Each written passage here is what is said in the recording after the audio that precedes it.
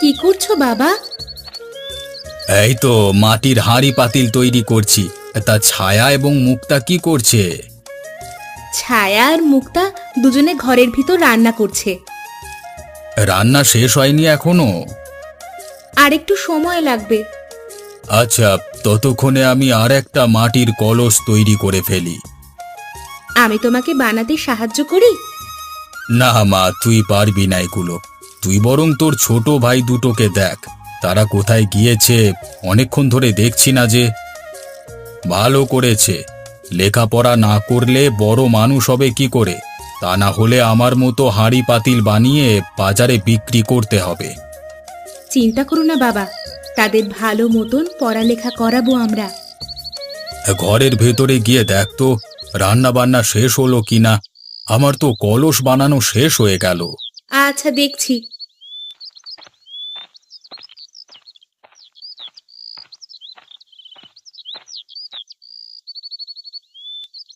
কিরে, রান্না শেষ হয়েছে তোদের?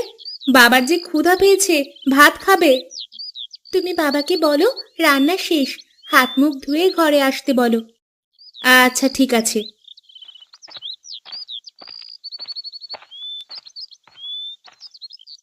বাবা, রান্না হয়ে গিয়েছে, তুমি এখন কাজ বাদ দিয়ে হাত মুখ ধুয়ে নাও।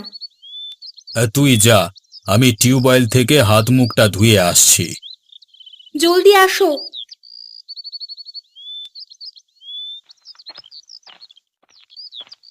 খাবার রেডি করে রেখেছিস? হ্যাঁ বাবা, তুমি খেতে বসো। সীমা আপু, তুমি মাদুরটা মেঝেতে বিছিয়ে দাও। হ্যাঁ, দিচ্ছি।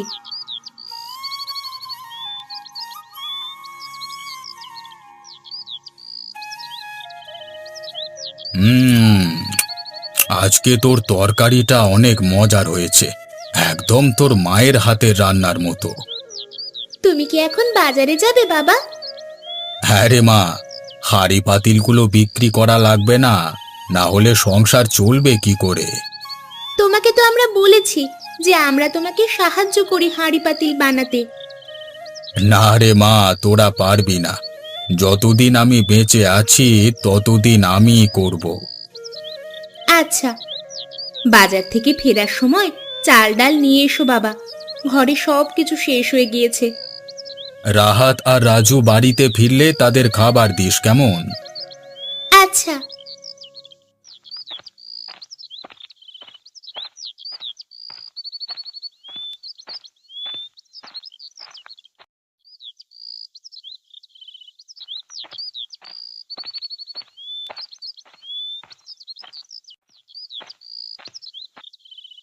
এসে গেছিস?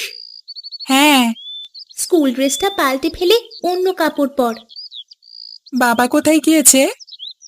একটু আগে বাজারে গেল। আপু, ক্ষুধা পেয়েছে, খাবার দাও তো, আর থাকতে পারছি না। আমরাও এখনো খাইনি, তোদের সাথে খাবো বলে। যা, গোসল করে আয়, আমি খাবার বেড়ে রাখছি। আচ্ছা।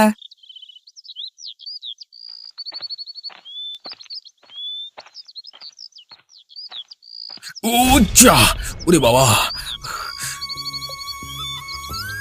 চাচা, ব্যথা লাগেনি তো আপনার? পা নাড়াতে পারছি না, মনে হচ্ছে পাটা ভেঙে গেছে। বলেন কি, এদিকে তো আপনার সব মাটির হাঁড়ি পাতিল ভেঙে গিয়েছে। কোথায় যাবেন আপনি? বাজারে যাচ্ছিলাম, এখন তো আর যাওয়া হবে না, সবকিছুই তো ভেঙে গিয়েছে। আসুন আসুন, আপনাকে আমি বাড়িতে পৌঁছে দিয়ে আসি। হাঁটতেও যে পারছি না। আপনি আমার কাঁধে একটু ভর দিয়ে এক পা উপরে তুলুন।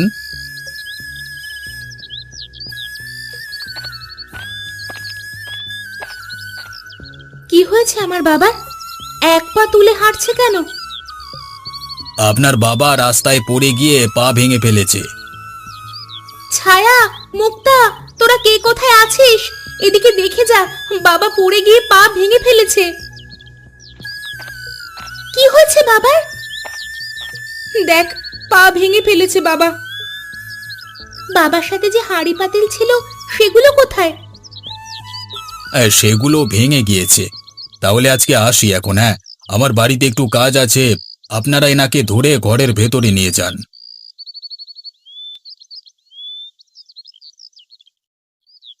মাসিমা, তোর বাকি বোনেদের ডেকে নিয়ে আয় তো।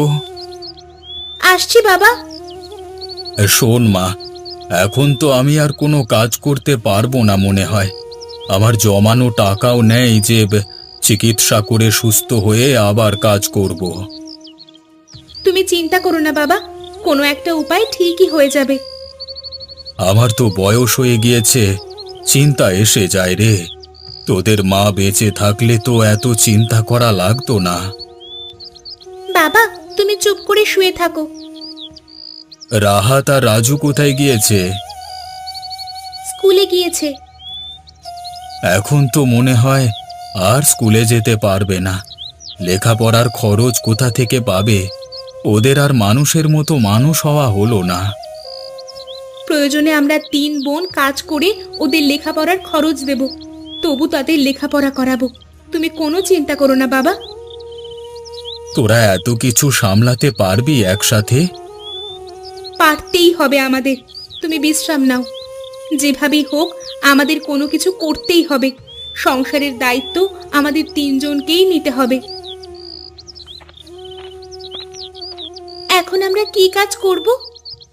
আমি তো ভালো রান্না করতে পারি। আমি অন্যের বাড়িতে কাজ করলে কেমন হয়?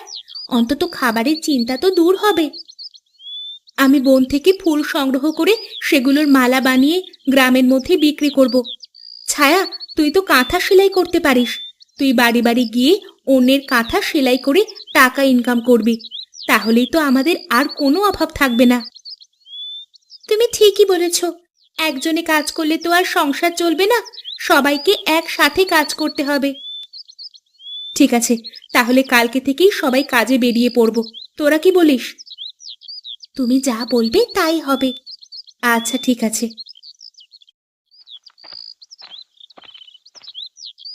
কিরে, তোরা বসে আছিস কেন? স্কুলে যাবি না?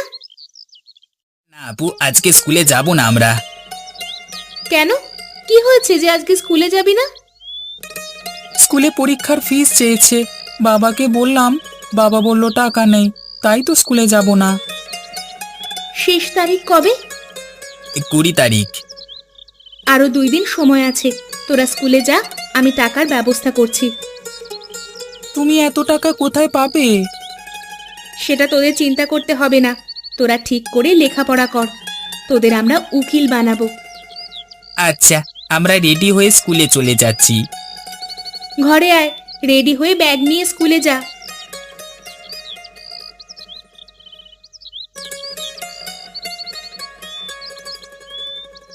আপু, আমরা তাহলে স্কুলে যাই এখন। যা, তবে সাবধানে যাবি, ঠিকমতো পড়াশুনো করবি। আচ্ছা। কারোর সাথে মারামারি করবি না কিন্তু। শিক্ষকদের কথা শুনবি। পড়াশুনো করে মানুষের মতো মানুষ হবি। তুমি দোয়া করো কেমন? তোদের জন্য দোয়া করব না তো আর কাদের জন্য করব বল? আমি জমিদার বাবুর বাড়ি গিয়ে দেখি কোনো কাজ পাই কিনা। আচ্ছা তুই যা, আমরাও বের হব এখন। ঠিক আছে, তাহলে গেলাম আমি। সাবধানে যাস।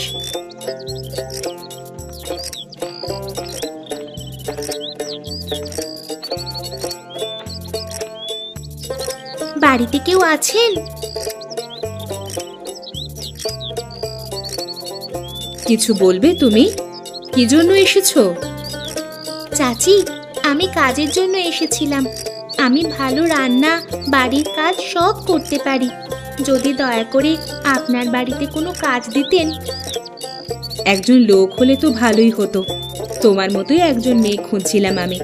তা মাসে কত টাকা নিবে? আপনি যা দিবেন তাই। দেখুন আগে কেমন কাজ করি, তখন খুশি হয়ে যা দিবেন তাই। ভেতরে আসো তুমি, দেখি কেমন কাজ পারো। আপনি আমার অনেক বড় উপকার করলেন। আমার ভীষণ প্রয়োজন ছিল কাজটা। এখন ভালো মতো কাজ করো।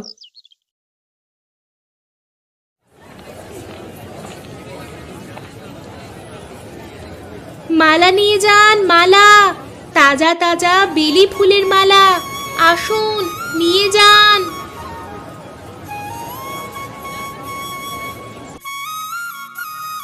মা, বেলি ফুলের মালা কত টাকা করে বিক্রি করছো?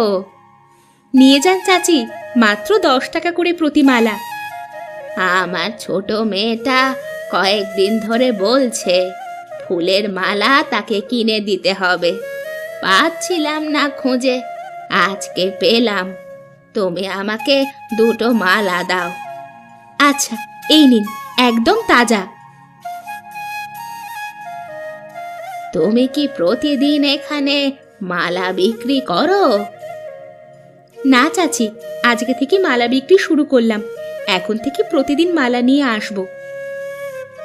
আচ্ছা, তুমি থাকো, আমি বাড়িতে যাই।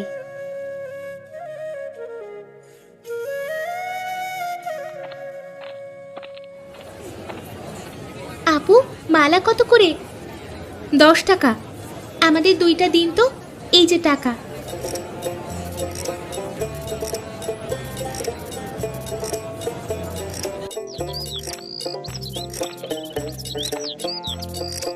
চাচি, আপনি কি কোনো কাঁথা সেলাই করাবেন?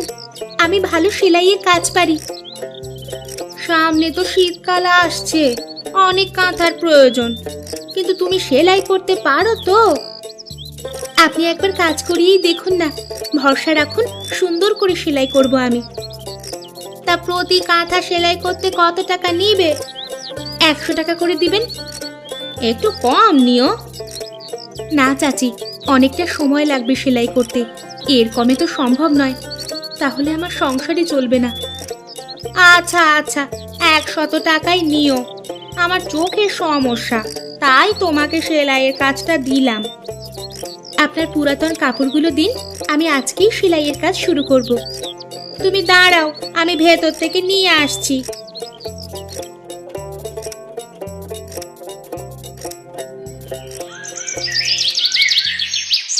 তোরা কি কোনো কাজ পেয়েছিস? হ্যাঁ আপু, আমি বেশ কয়েকটা বাড়িতে কাঁথা সেলাইয়ের কাজ পেয়েছি। প্রতি কাঁথা 100 টাকা করে দিবে। ভালো তো। তা মুক্তা, তুই কোনো কাজ পাসনি? আমি জমিদার বাবুর বাড়িতে রান্নার কাজ পেয়েছি, মাসের শেষে ভালো টাকা দিবে। আমিও আজকে ফুলের মালা বিক্রি করে চাল ডাল নিয়ে এসেছি। এমন করে সবাই কাজ করলে অল্প দিনের মধ্যেই আমাদের সমস্ত অভাব দূর হয়ে যাবে। তোরা থাক, আমি রান্না শুরু করে দিই। বাবার ক্ষুধা লেগেছে মনে হয়। ছায়া, আমার সঙ্গে চল।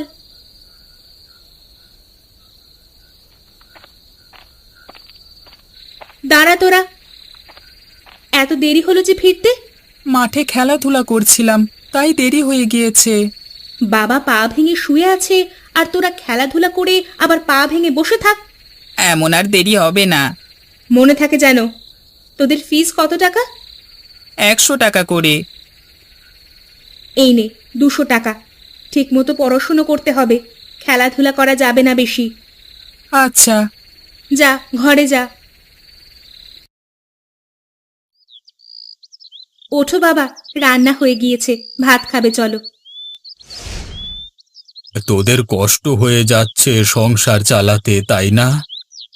না বাবা, এখন আমরা সবাই কাজ করছি। আমরা তোমার চিকিৎসা করাবো, তুমি আগের মতো আবার সুস্থ হয়ে যাবে। এখন ওঠো তো, ভাত খাবে চলো।